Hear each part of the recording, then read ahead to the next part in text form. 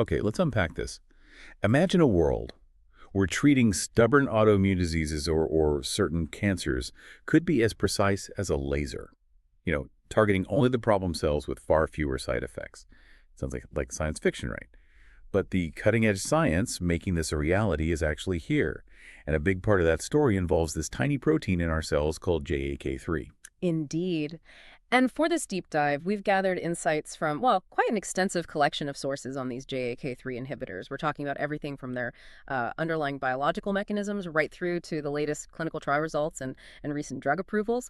Our material really sketches out a clear journey, from fundamental cell biology to truly transformative medical treatments. And our mission today is basically to give you a clear, concise understanding of this incredible advancement.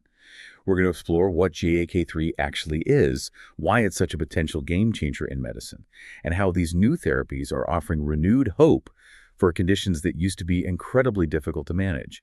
Things like severe hair loss, alopecia areata, and the skin pigmentation disorder, vitiligo. By the end of this, you'll have a much clearer picture of how these precision medicines work and, well, what it means for the future of treatment. So here's where it gets truly fascinating. Okay, before we dive really deep into JAK3 itself, we need to understand its immediate environment, the JAK-STAT signaling pathway. Think of it like a vital communication network inside our cells, constantly relaying messages. Can you walk us through the basics? How does this cellular communication actually work? Absolutely. It's a bit like a cellular postal service, if you like. It starts when an external message, maybe a signaling molecule we call a cytokine, docks onto a specific receptor on the cell's surface. Think of it as a key fitting into a very specific lock. Okay, a specific lock. Right. This binding then activates a group of enzymes called JAK-kinases, which then attach a phosphate tag to that receptor. These tags act like little flags signaling to other proteins called STAT proteins. STAT proteins, got it. The STATs then dock onto these tag receptors and get phosphorylated. They also get their own phosphate tags by the JAKs. Finally, these activated STATs pair up, or dimerize, travel into the cell's control center, the nucleus, and start regulating specific genes, ultimately changing how the cell behaves. So it's like a chain reaction then, Yeah. a cellular domino effect that's absolutely crucial for our cells to respond to their environment. And where does our star, JAK3, fit into this intricate dance? Well, what's particularly compelling here is that while the broader JAK-STAT pathway is essential for overall immune function, JAK3 plays a highly specialized role. It's almost like the VIP access key. It specifically relays signals from a particular set of receptors called gamma-common or cytokine receptors. And these receptors are critically important for the development and proper functioning of our lymphocytes. Lymphocytes. Yeah. Okay, so specialized white blood cells. Exactly. Things like T cells and NK cells, central to our immune defense. JLC3 handles specific signals for them. That's a critical distinction. So it's not just a general player, but a real specialist. What makes JAK3 so unique, structurally speaking, that allows it to have this specific role and makes it such an attractive target for medicines? JAK3 is like a molecular multi-tool. It's built with distinct specialized sections. It has a firm domain that acts like a strong grip, allowing it to hold onto its specific receptor. Then there's an SH2 domain, which helps it connect and interact with other proteins inside the cell. A pseudokinase domain functions like maybe a dimmer switch, fine-tuning its activity. And finally, the kinase domain, which is the engine where it actually performs its enzymatic work by adding those phosphate tags. Okay, so several key parts doing different jobs. Right. But its uniqueness goes beyond just these parts. Its expression, well, you mostly find it in those lymphoid cells we mentioned, and associates exclusively with those cytokine receptors. Crucially, its ATP binding pocket, the part where it gets its energy to do its work, has a very distinctive shape. And the distinctive ATP binding pocket, that unique shape, that's the key, right? Is that the secret ingredient that allows for such selective targeting? You've hit on it, exactly. That specific structure is what allows for selective targeting, because its expression is mostly restricted to lymphoid cells, and it has these unique structural features, especially that ATP binding pocket. We can design therapies that target JAK3 with remarkable precision. This means potentially fewer unwanted effects on other JAK proteins or other cell types compared to, say, less selective drugs. This molecular detail really matters to you because it's the fundamental basis of precision medicine treatments designed to be highly effective where needed, with minimal impact elsewhere. Knowing JAK3's unique structure and mechanism, it's not surprising that it plays some truly essential physiological roles. What exactly does JAK3 do day to day to keep our immune system running smoothly? It's absolutely foundational. JK3 is essential for the development of our T cells. These are the immune cells that identify and destroy infected cells, and cancer cells too. Specifically, it ensures the survival and maturation of thymocytes, which are T cell precursors developing in the thymus gland. It also helps our B cells, the ones that produce antibodies, to function correctly, including producing different types of antibodies. Furthermore, it controls the development and the killer function of our natural killer or NK cells, and even influences how other immune cells, like dendritic cells, present antigens to, kickstart immune responses. Okay, so it's involved in pretty much every key aspect of the adaptive immune system. So if JAK3 is so important for all these functions, what happens if it's not working correctly, if there's a problem with it? Well, if we connect this to the bigger picture, a complete loss of JAK3 function due to a genetic mutation results in a very severe condition called severe combined immunodeficiency, or SCID. This is a profound and often life-threatening defect, especially in T and NK cells. It leaves individuals highly vulnerable to infection, and while their B cell numbers might appear normal, their ability to produce functional antibodies is severely impaired. It accounts for about maybe 10% of all SCID cases. Wow, SCID, that's incredibly serious. What would someone with JAK3 SCID typically experience? Clinically, babies with JAK3 SCID present with severe recurrent infections very early in infancy. They often struggle to gain weight, what we call failure to thrive, and suffer from chronic diarrhea.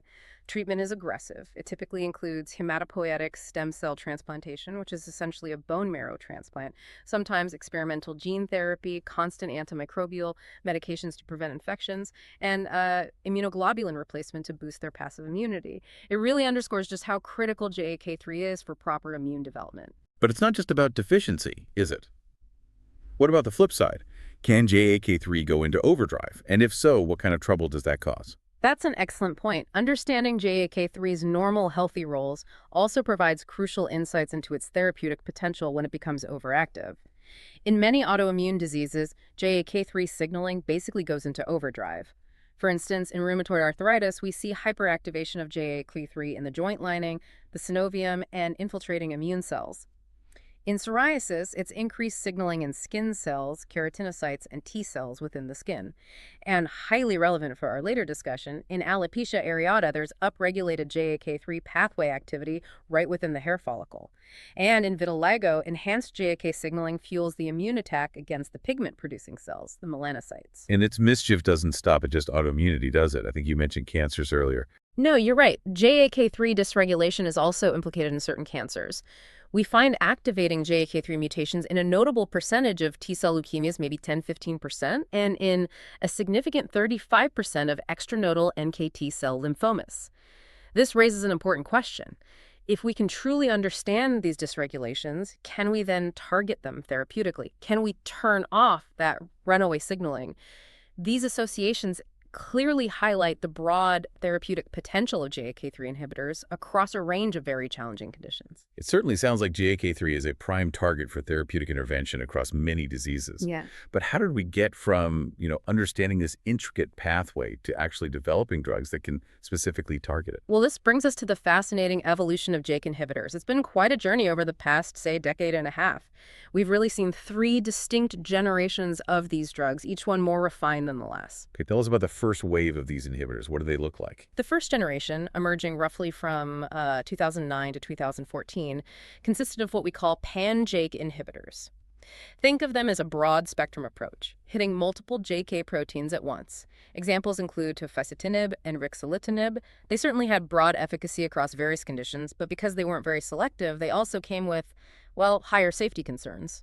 So they were effective, but perhaps a bit like using a sledgehammer to crack a nut, affecting more than just the intended target. That's a pretty good analogy, yeah. They got the job done, but with a wider, less focused impact. Then came the second generation, from about 2015 to 2019.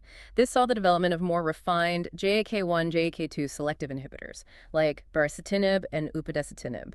These offered an improved selectivity profile, meaning fewer unintended targets, getting a bit more precise. Getting closer.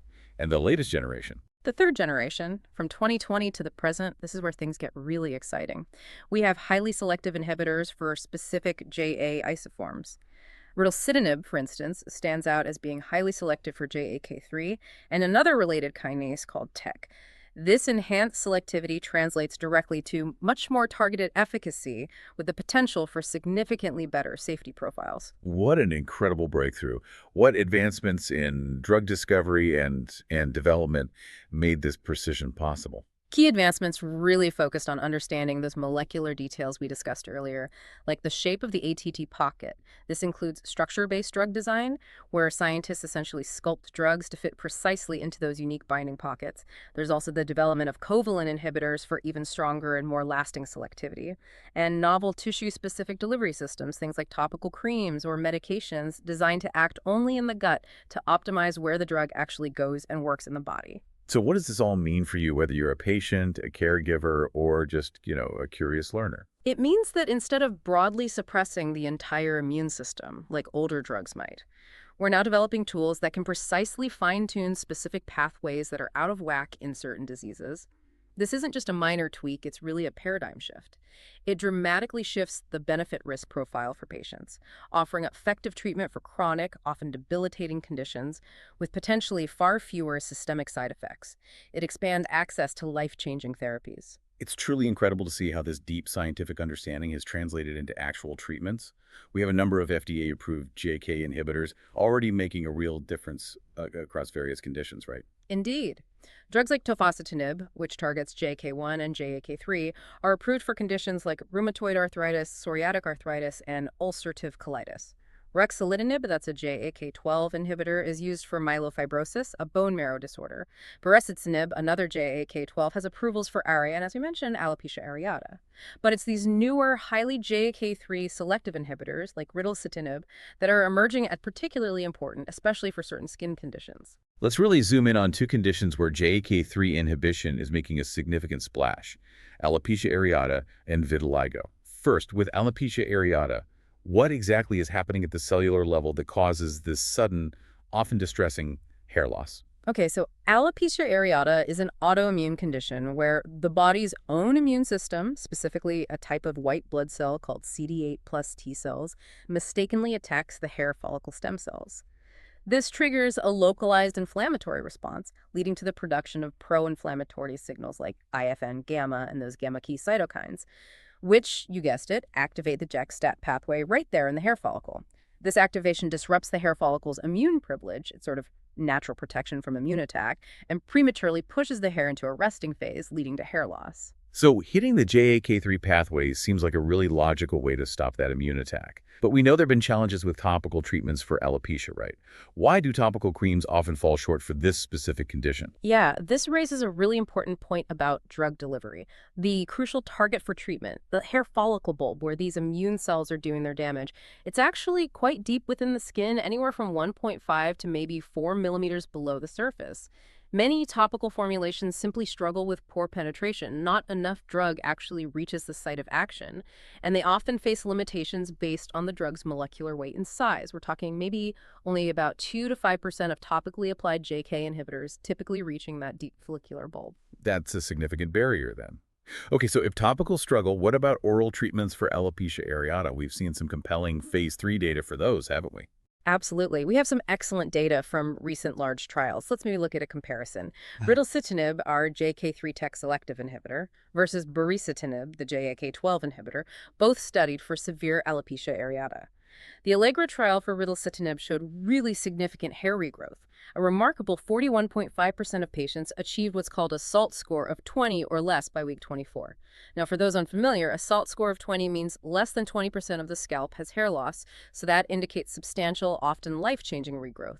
What's more, ritlecitinib demonstrated superior regrowth for eyebrows and eyelashes, and importantly, a lower incidence of specific safety concerns like thrombotic events and serious infections compared to baricitinib in its trials. Okay, so strong results for ritlecitinib. And what about baricitinib in its trials? In the BRAVE AA trials, baricitinib achieved that same SALT to 20 benchmark in about 35.2% of patients at the 4 milligram dose. It also showed significant improvement in overall clinician-reported outcome measures, basically. What doctors observed improved. However, it did have slightly higher rates of a herpes zoster reactivational shingles, around 3.8%. This differentiation in both efficacy and safety is really crucial for tailoring the right treatment for the right patient. Right, nuances that matter. Now, while alopecia areata presents one set of challenges, let's turn to vitiligo. How does this same pathway come into play with skin depigmentation? Vitiligo also involves an autoimmune trigger. Here, CD8 plus T cells recognize and attack melanocyte antigens specific proteins on our pigment-producing cells, the melanocytes. These T cells then secrete IFN gamma, again activating that central JAK-STAT pathway. This leads to other skin cells, the keratinocytes, producing signaling molecules like CXCL9 and CXCL10. These act like homing beacons, recruiting even more T cells to the area. The ongoing immune attack destroys the melanocytes, leading to those characteristic patches of depigmentation. So, similar immune pathways involved, IFN gamma, JAK-STAT. But what's different about vitiligo that might make topical JAK inhibitors more effective than they are for alopecia areata? This is where the location principle really applies in biology.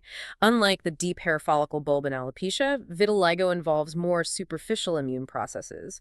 Melanocytes are primarily located at the dermo-epidermal junction, essentially, the boundary between the outer and inner layers of the skin. This much more accessible target location is, well, ideal for topical therapy.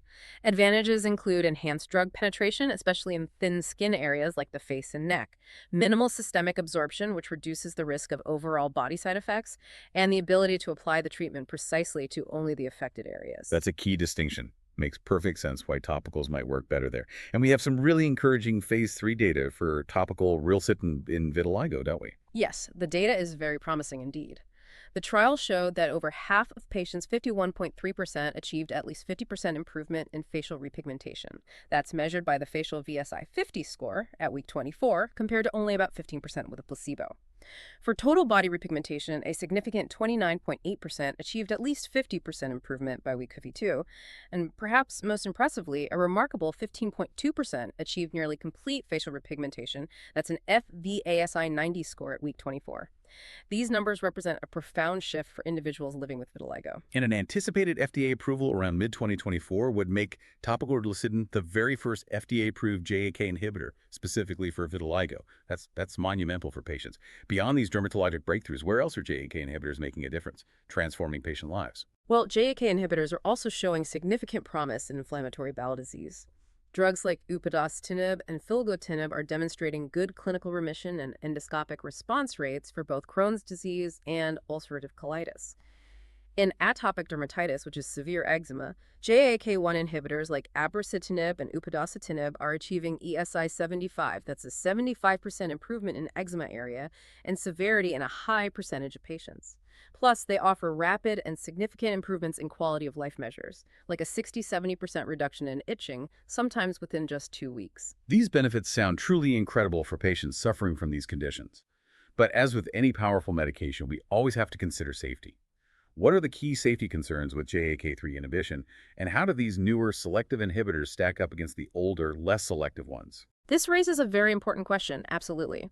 Historically, the earlier pan-JAK inhibitors did raise concerns about risks like increased infections, certain malignancies, and thrombosis, the formation of blood clots. However, the more selective JAK3 inhibitors are demonstrating a much improved safety profile. For example, ritlecitinib, in its trials across different conditions, showed a serious infection rate of around 1.8%. This is significantly lower compared to the roughly 3.6% seen with tofacitinib, or about 3.2% with baricitinib in similar patient populations. That's a meaningful difference. That's something patients and clinicians would certainly pay close attention to. What about other safety signals, like the risk of cancer or those blood clots? Regarding malignancy, yes, there's a theoretical concern based on the gamma cytokines' role in immune surveillance against tumors. However, in the clinical trials so far, we're seeing non-melanoma skin cancer rates similar to other advanced biologics used for these conditions. And importantly, there's no clear increased risk of lymphoma emerging with the JAK3 selective agents. For thrombosis or blood clots, the JAK3 selective inhibitors demonstrate minimal impact. Ritlecitinib, for instance, showed no signal for venous thromboembolism, or VTE, in its clinical trials. This is a stark contrast to earlier, less selective drugs like tofacitinib, where we saw a rate of about half a VTE event for every 100 patients treated for a year. That's the way we measure that risk. This improved safety profile is critical information for you, the listener, as it directly impacts patient safety and those crucial treatment decisions. Okay, looking ahead then. How can we build on the success of JAK3 inhibitors? Are we seeing combination therapies? Or even more advanced, next-level targeting strategies on the horizon? Absolutely. The inherent selectivity of JAK3 inhibitors makes them really ideal candidates for combination approaches, potentially lowering the risk of additive toxicities compared to, say, combining multiple broad-acting drugs. For instance, in vitiligo, combining JAK3 inhibitors with phototherapy can yield maybe a 35% increase in repigmentation over either alone. For alopecia, adding corticosteroids might boost the response rate by around 18%. And for inflammatory bowel disease, combining with anti-TNF therapies can lead to synergistic mucosal healing effects, meaning the gut lining heals more effectively together than with either drug alone. That sounds incredibly powerful, using different mechanisms of action to achieve a greater, more robust effect. Indeed. We're also seeing an exciting emerging concept of combining a JAK3 inhibitor with an IL-23 inhibitor. Preclinical models show these have complementary effects, targeting both the innate and adaptive branches of the immune system. Early phase 2 trials in psoriasis have shown some impressive results, like 82% of patients achieving PSI 90, that 90% improvement score with combination therapy, versus maybe 65% with monotherapy. That's potentially a massive leap in efficacy. That's a huge leap in treatment potential. What about future targeting strategies, what's truly on the cutting edge? Oh, the field is rapidly innovating. We're intensely exploring predictive biomarkers. These are biological indicators like maybe IFN gamma gene signatures for alopecia areata or CXCL910 levels for vitiligo. These biomarkers could help us predict who will respond best to a specific treatment, enabling truly personalized medicine down the line.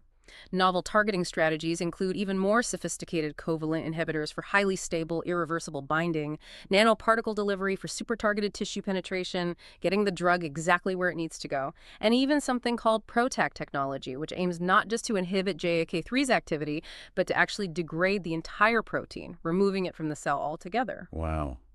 It sounds like we're really on the cusp of a whole new era of precision medicine. So what does the immediate pipeline look like for these groundbreaking therapies? Well, there are several next-generation JAK3 selective agents already in development. For example, there's a compound called PF06651600, which is a covalent JAK3 TEC inhibitor currently in phase 3 trials for both vitiligo and alopecia. We also have gut-restricted JAK inhibitors like TD1473, designed to act only in the digestive tract for IBD, minimizing systemic exposure, and 2IK2 inhibitors like BMS 986165, which offer complementary mechanisms to JAK inhibitors by targeting a related pathway. The future really promises even more refined, effective, and personalized approaches, moving us closer and closer to truly tailored treatments for these complex diseases. What an incredible deep dive into JAK3, its role, and these new therapeutics. We've seen how understanding the intricate role of just a single protein can unlock entirely new ways to treat complex, often debilitating diseases. The selectivity advantage, the breakthroughs we're seeing in dermatology like alopecia areata and vitiligo, and the ongoing innovations in drug delivery. It's all truly transformative for patients worldwide. Indeed. JAK3 targeted therapeutics really represent a significant advancement in precision immunomodulation. They offer profound new hope for patients who maybe had treatment-resistant conditions previously. It's really moving us towards a future of highly personalized medicine, where treatments are meticulously tailored to specific disease mechanisms, and importantly, with potentially far fewer side effects. So what does this all mean for you and maybe for medicine itself? Well, considering the rapid advancements in targeted therapies like these JAK3 inhibitors, it prompts a powerful question. What other complex diseases might soon see breakthrough treatments by understanding it and precisely modulating specific immune pathways just like this one? And how might this shift our entire approach to medicine maybe just in the next decade? It's definitely something worth pondering long after this deep dive ends.